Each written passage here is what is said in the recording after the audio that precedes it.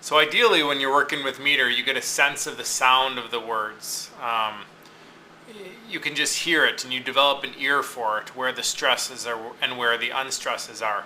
However, that's a frustrating thing. If you're not getting it, if you just can't hear the difference between a stressed and an unstressed syllable, it makes sense to look at it a little bit more formally. And luckily, there are some shortcuts for knowing when a syllable is probably stressed and a syllable is probably unstressed. One of the easiest ways to tell is that in general, prefixes and suffixes are unstressed, while the root of the word is the stressed syllable. So let's look at some of these as examples. We've got a word like protect. Okay. Now, pro is a suffix. So in this case, it's protect. The tect is the stressed part of the syllable. The pro is the unstressed part of the syllable.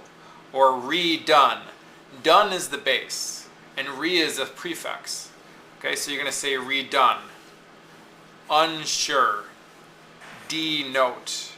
Okay, in all these cases, the pro, the re, the un, the d are operating as suffixes. As prefixes. Okay, and the stressed part of the word, the tect and the done and the sure and the note, are the stressed parts. Okay, so if you would have used the rule for all of these, that the stressed syllable, the unstressed syllable is going to be the base. The prefix. It would have helped you through these words. Whereas suffixes are also unstressed. Okay, so if we look at the word swimming, swimming. It's not swimming, it's swimming. Okay, the ing in this case, because it's a suffix, is unstressed. Okay, waiter. It's not waiter, it's waiter.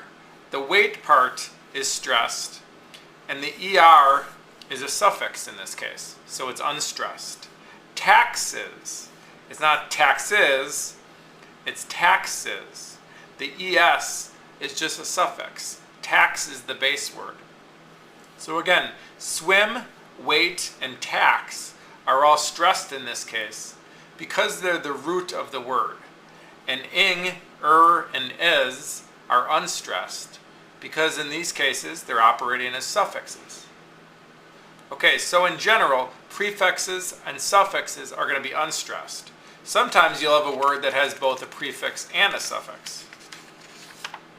Okay. Look at the word remarkable. Okay. Re is this prefix, so it's unstressed. Mark is the base word. And then able, or able, is unstressed. Because even though it's two syllables, the able is operating as a suffix here. So remarkable.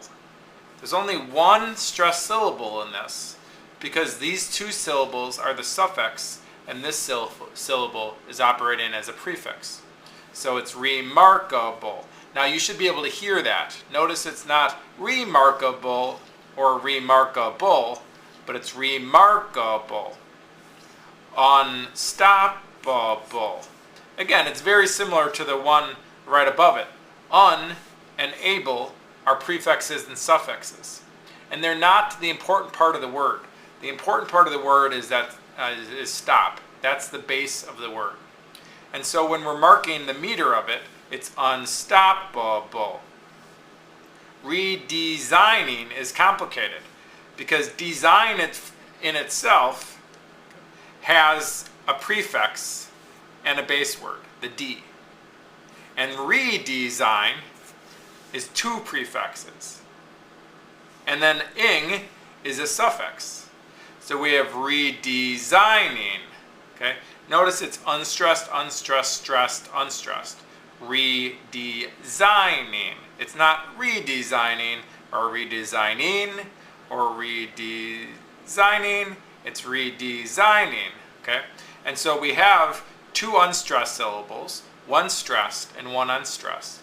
And if you would use the rule of looking for prefixes and suffixes and making those unstressed, you would get these right.